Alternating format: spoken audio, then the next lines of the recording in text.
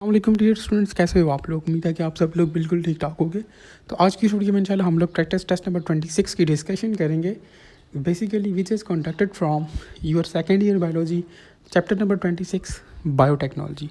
तो video start करने से पहले आप सब लोगों से एक रिक्वेस्ट है कि अगर आप लोगों ने चैनल को सब्सक्राइब नहीं किया तो काइंडली आप सब लोग चैनल को सब्सक्राइब कर लो, क्योंकि ये आप लोगों से इनाम होता है और हमारे लिए मोटिवेशन होती है।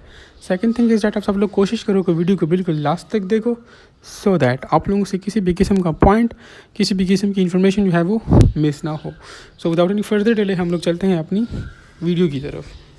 इसको वन में कहता है recombinant DNA contains DNA from. तो आप लोगों के पास जो रिकम्बिनेंट डीएनए होता है, ये हमारे पास जो है वो डीएनए कंटेन कर रहा होता है from two different sources. Option A is correct.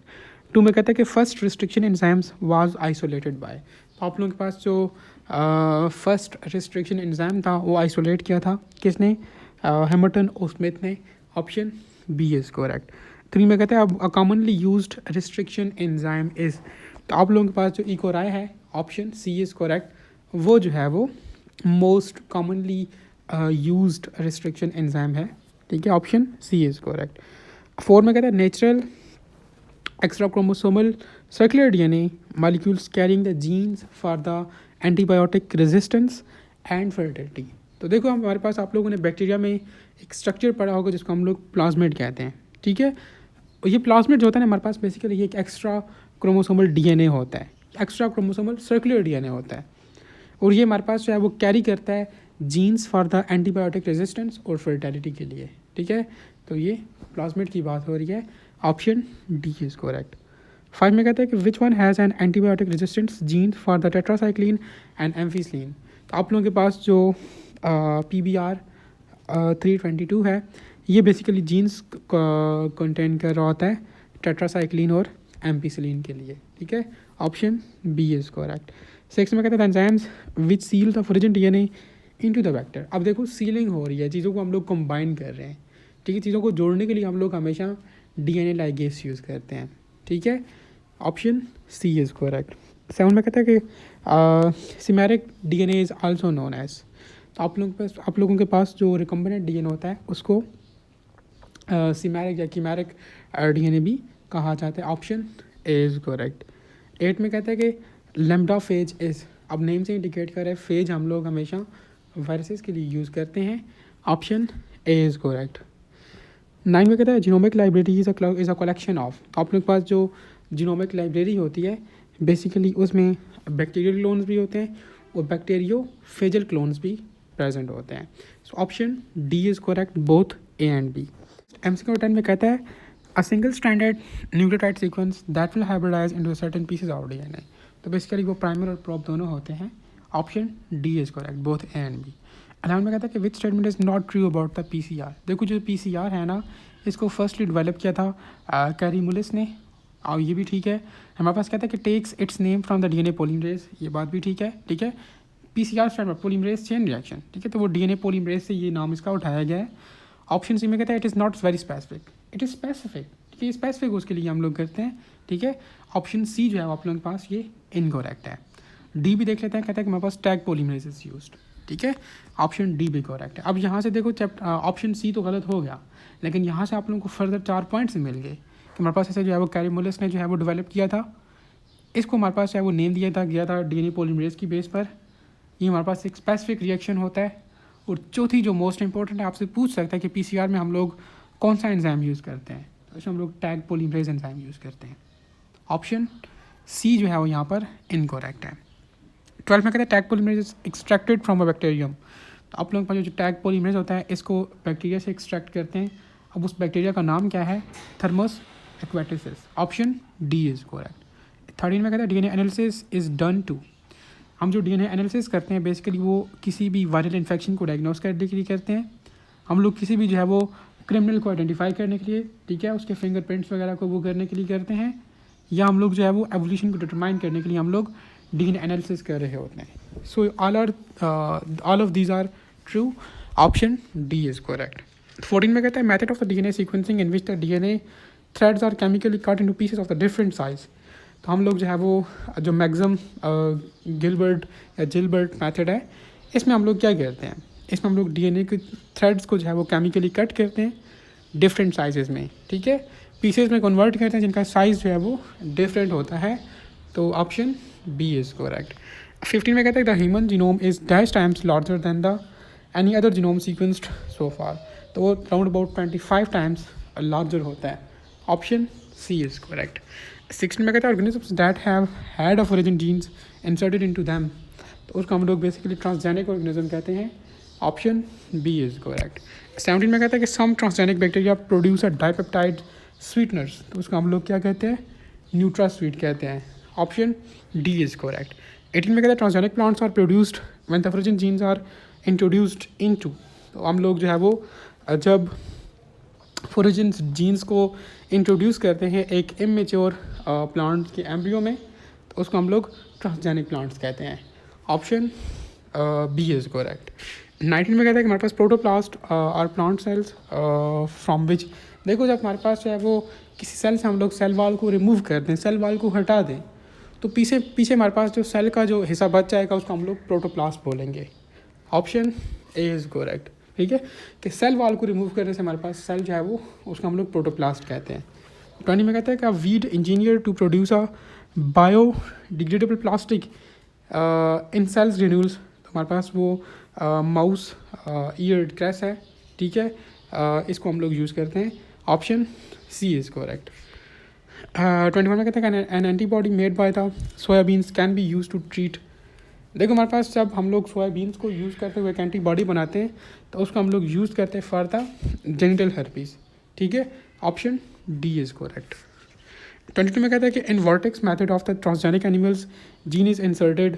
तो जीन को हम लोग जो है वो एग के अंदर जो है वो इंसर्ट करते हैं। This is accordings to vertex method. Option B is correct. 23 में कहता है कि for biotechnology products which is the preferable vehicle. आप लोगों के पास जो ये जो बायोटेक्नोलॉजी प्रोडक्ट्स होते हैं तो उसमें हमारे पास जो यूरिन होता है वो एक प्रेफरेबल प्रोडक्ट है या प्रेफरेबल व्हीकल है। Option A is correct. 24 में कहता है कि कैनोलस सेल्स आर दोज। हमारे पास कैनोलस सेल्स बेसिकली वो होते हैं ना जो क्लिंग होते हैं to the egg after the evolution. Evolution होती है तो हमारे पास ये क्लिंग कर जाते हैं एग सेल के साथ, ठीक है, तो उनको हम लोग कैनोलस सेल्स कहते हैं। Option D is correct. 25 में कहता है कि 2 methods for the gene therapy. हमारे पास जीन थेरेपी के 2 मेथड्स हैं बेसिकली। एक को हम लोग एक्स विवो कहते हैं और दूसरे को हम लोग इन विवो कहते हैं। अब ये होते क्या हैं ये आप लोगों को पता होगा, अगर नहीं पता तो बुक को खोलो, वहाँ से इसको पढ़ लो, सिंपल इज़ दैट। 26 में कहता है कि in cystic fibrosis patient lakhs a gene for the transmembrane carrier of the. तो हमारे पास जो सिस्टिक फाइब्रोसिस होता है इसमें जो पेशेंट होता है उसमें बेसिकली क्लोराइड आयंस की डेफिशिएंसी होती है, ठीक है। Option D is correct. 27 में कहता है कि plasmid do not carry the gene for. तो प्लाज्मिड जो होता है इसमें हमारे पास basically it carries the gene for the antibiotic resistance, और फर्टिलिटी के लिए ये जीन्स को कैरी कर रहा होता है, ग्रोथ के लिए नहीं कर रहा होता, ठीक है। ये चीज़ हम लोग ऑलरेडी डिस्कस करके आए हैं, ठीक है, कि हमारे पास एंटीबायोटिक रेजिस्टेंस और जो फर्टिलिटी होती है इसकी ये हमारे पास कहाँ पर इसके जीन्स प्रेजेंट होते हैं, प्लाज्मिड में होते हैं, ठीक है, ग्रोथ के उसमें नहीं होते। सो ऑप्शन सी जो है वो इज़ करेक्ट। 28 में कहता है कि full set of the jeans of an individual is called. तो उसको हम लोग बेसिकली जीनोम कहते हैं। Option D is correct.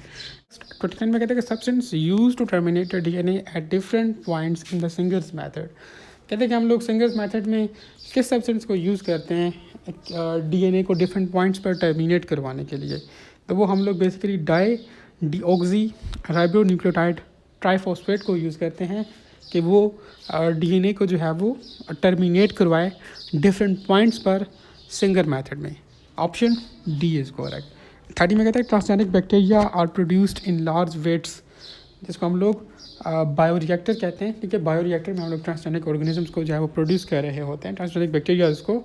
Option C is correct. 31 में कहता है कि which of the following is correct about the SCID। और आप लोग पता होना चाहिए कि हमारे पास बेसिकली SCID है क्या। तो SCID stands for the swear combine immune disorders. Name से इंडिकेट कर रहा है कि हमारे पास ये इम्यून डिसऑर्डर्स हैं, ठीक है। So option B is correct, it is an immune disorder. 32 में कहता है कि tissue cultures does not involve. देखिए जो टिश्यू कल्चर होता है इसमें हमारे पास जो टिश्यूज़ की ग्रोथ होती है वो एक आर्टिफिशियल मीडियम के अंदर होती है। ये एसेक्सुअल रिप्रोडक्शन होता है, मीन्स इसमें दोनों पेरेंट्स की मौजूदगी ज़रूरी नहीं है, ठीक है। अगर एक भी हो तो काम चल जाता है, और ये हमारे पास हम लोग यूज़ करते हैं मेरिस्टम्स के लिए। लेकिन इसमें हमारे पास है वो डज़ नॉट, या इसमें हमारे पास है वो use of generative nucleus in the pollen culture, ठीक है, ये टिश्यू कल्चर्स में नहीं आता। Option D is correct. 33 में कहते हैं कि प्लांट्स आर टोटीपोटेंट्स बिकॉज, देखो टोटीपोटेंट्स जो है वो उसका मतलब यह है कि हमारे पास जब एक सिंगल सेल जो है वो कंप्लीट प्लांट बन जाए तो उसको हम लोग टोटीपोटेंट्स कहते हैं, ठीक है। Option B is correct. 34 में कहते हैं कि हमारे पास coconut milk contains the plant hormone. देखो हमारे पास कोकोनट में हमारे पास एक प्लांट हार्मोन होता है जिसको हम लोग साइटोकिन्स कहते हैं या साइटोकिन्स कहते हैं। Option B is correct. 35 में कहते हैं कि type of the gel most commonly used for the short fragments DNA electrophoresis. हम लोग जो है वो पोली एक्राइल अमाइड को जो है वो कॉमनली यूज़ करते हैं। Basically it is a gel, ठीक है, ये एक जेल है, इसको हम लोग मोस्ट कॉमनली यूज़ करते हैं for the short fragment DNA electrophoresis, ठीक है। Option C is correct. 36 में कहते हैं device that bombards the callus with the DNA coated microscopic metal particles, ठीक है। बेसिकली उसको हम लोग पार्टिकल गन कहते हैं। Option C is correct. Particle gun को यूज़ करते हुए हम लोग क्या करते हैं, बम्बार्ड करते हैं कैलस को with the DNA coated microscopic metal particles. Option C is correct. अब ये जो MCQ 37 है ना, ये बिल्कुल सिमिलर है, इसी तरह का MCQ हम लोगों ने आपको ऑलरेडी दिया था इसी टेस्ट के अंदर, लेकिन ये उसको उलट करके दिया गया है। वहाँ पे आप लोगों को कुछ और चीज़ पूछी गई थी, यहाँ पर आप लोगों को कुछ और चीज़ पूछ रहा है, ठीक है। वहाँ पर जो है आप लोगों से हम लोगों ने उस सब्सटेंस का नाम जो है वो पूछा था जिसकी मदद से हम लोग DNA को टर्मिनेट करते हैं डिफरेंट पॉइंट्स पर। अब यहाँ पर वो पूछ रहा है कि हमारे पास ये जो सब्सटेंस है जिसको हम लोग यूज़ करते हैं to terminate the DNA particle, तो वो अब ये कौन से मेथड में हम लोग करते हैं। यहाँ पर मेथड का नाम पूछ रहा है, वहाँ पे उस सब्सटेंस का नाम पूछ रहा था, ठीक है। कहता है कि deoxyribonucleotide triphosphate are used to terminate DNA synthesis at different points या different sites, which method involve this procedure. तो हमारे पास ये सिंगर्स मेथड में ये चीज़ होती है।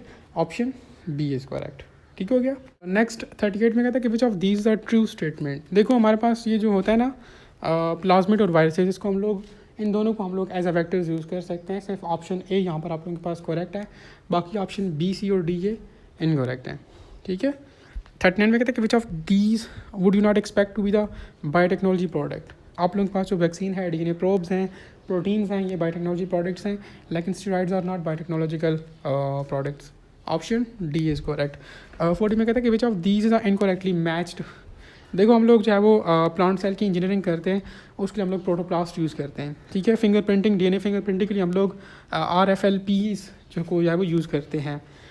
इसके अलावा हम लोग PCR में पोलीमरेज, डीएनए पोलीमरेज को यूज़ करते हैं।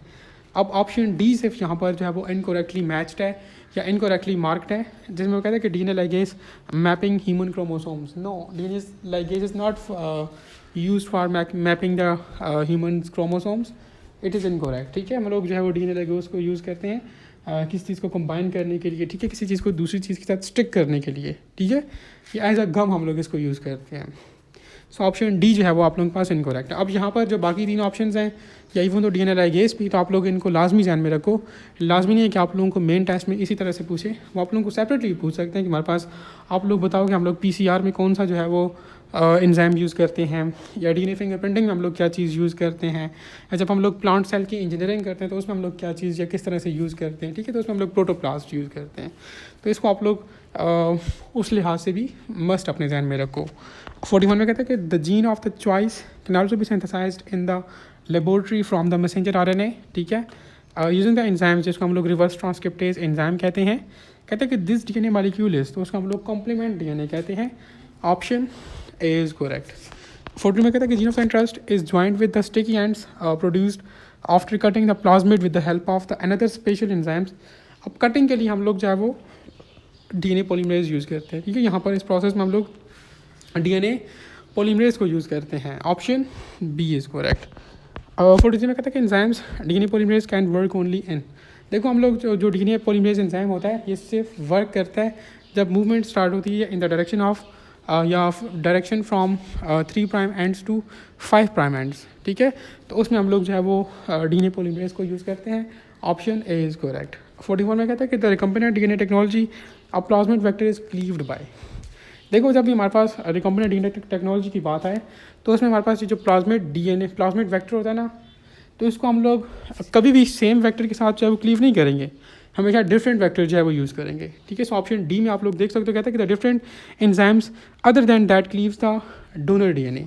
ठीक है, जिस एंजाइम से हम लोगों ने डोनर डीएनए को क्लीव किया था, उस एंजाइम के अलावा हम लोग दूसरा कोई भी एंजाइम यूज़ कर सकते हैं, लेकिन वो सेम एंजाइम यूज़ नहीं कर सकते। ठीक है, तो ये चीज़ आप लोग अपने जहन में लाजमी रखो कि हम लोग रिकम्बिनेंट डीएनए टेक्नोलॉजी में प्लाज्मिड वेक्टर को क्लीव करने के लिए डिफरेंट एंजाइम यूज़ करते हैं, डोनर डीएनए को क्लीव करने वाला एंजाइम यूज़ नहीं करते। ठीक है, ऑप्शन डी इज़ करेक्ट। 45 में कहते हैं कि Thermus aquaticus is a source of. ठीक है, तो basically it is a source for the Taq polymerase. ये चीज़ हम लोग पहले भी डिस्कस कर चुके हैं। ठीक है, ये उसी एमसीक्यू को उलट करके दिया गया है। 46 में कहते हैं कि complete set of the chromosomes and extra chromosomal jeans of an organism is called. तो उसको हम लोग बेसिकली जीन पूल कहते हैं। Option B is correct. 47 में कहते हैं टूटीपोटेंट सेल्स मीन।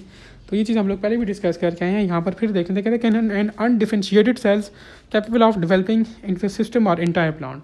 ठीक है, यहाँ पर थोड़ी कॉम्प्लिकेटेड करके जो है वो चीज़ को लिखा गया है, लेकिन सिंपल वर्ड्स में मैंने आपको पहले भी बताया कि जब हमारे पास एक सेल से अगर पूरा प्लांट ग्रो कर जाए तो उसको हम लोग टूटीपोटेंट कहते हैं। ठीक है, तो ये सिंपल कॉन्सेप्ट आप लोग अपने जहन में रख लो। ठीक है, यहाँ पर ऑप्शन ए इज़ करेक्ट। 48 में कहता है कि which of the following refers to the use of the living organisms are their processes and products for the welfare of mankind। तो हम लोग बायोटेक्नोलॉजी को यूज़ करते हैं। ठीक है, लिविंग ऑर्गेनिजम्स के लिए और their processes and products for the welfare of the mankind. ठीक है, option C is correct, biotechnology. 49 में कहते हैं कि recombinant technology is a dash process. तो बेसिकली हमारे पास वो इन विवो प्रोसेस होता है। अब यहाँ पे मेरा आप लोगों से ये भी क्वेश्चन है कि आप लोग मुझे बताओ कि इन विवो इन विट्रो ये क्या चीज़ें होती हैं, जरा इनको मुझे कमेंट सेक्शन के अंदर एक्सप्लेन करके बताओ। इन विवो क्या है, इन विट्रो क्या है, ये क्या है। 50 में कहता है कि which one of the following enzyme is responsible for the formation of phosphodiester linkages between the two adjacent nucleotides and thus joins the two double stranded DNA fragments, therefore it is called as a molecular glue. तो हमारे पास वो basically DNA ligase की बात कर रहा है, ये ज्वाइनिंग करवाता है। मैंने आपसे पहले कहा कि ये जो डीएनए लाइगेस होता है ये एज अ गम के तौर पर एक्ट करता है। ठीक है, और इसी को हम लोग मॉलिक्यूलर ग्लू भी कहते हैं। ठीक है, ये 3-4 पॉइंट्स हैं, मॉलिक्यूलर ग्लू, मॉलिक्यूलर गम या स्ट्रैंड्स को ज्वाइन करवाने के लिए, उनको कंबाइन करने के लिए। ठीक है, तो उसके लिए हम लोग क्या करते हैं, डीएनए लाइगेस को यूज़ करते हैं। Option C is correct. So ये था आप लोगों के पास चैप्टर नंबर 26 बायोटेक्नोलॉजी। उम्मीद है कि आप लोगों ने काफ़ी कुछ इसमें से सीखा होगा। ठीक है, इस चैप्टर को आप लोग जस्ट सुपरफिशियली लेकर चलो, यहाँ से ज़्यादा एमसीक्यू नहीं होते हैं। ठीक है, दिखने में ये चैप्टर इंपॉर्टेंट लगता है, कॉम्प्लिकेटेड भी है, कॉम्प्लिकेटेड इन द सेंस कि थोड़ा कॉन्सेप्चुअल किस्म का चैप्टर है, लेकिन अगर आप इसको सुपरफिशियली भी लेकर चलो, उसके बाद एमसीक्यूज़ की प्रैक्टिस करो, मैक्सिमम टू मैक्सिमम एमसीक्यूज़ की प्रैक्टिस करो, तो ये चीज़ें आप लोगों को फिंगर टिप्स पर याद हो जाएंगी। ठीक है, जो चीज़ आप लोग एमसीक्यूज़ की प्रैक्टिस करके सीखते हो ना, वो चीज़ें आप लोगों को कभी भी नहीं भूलती। ठीक है, सो एमसीक्यूज़ की प्रैक्टिस मैक्सिमम से मैक्सिमम किया करें, जो टेस्ट हम लोग कंडक्ट करें वो आप लोग लाजमी देखा करें। ठीक है, इंशाल्लाह आप लोगों की अच्छी प्रिपरेशन हो सकती है। कोई क्वेश्चन है तो आप लोग कमेंट सेक्शन के अंदर पूछ सकते हो।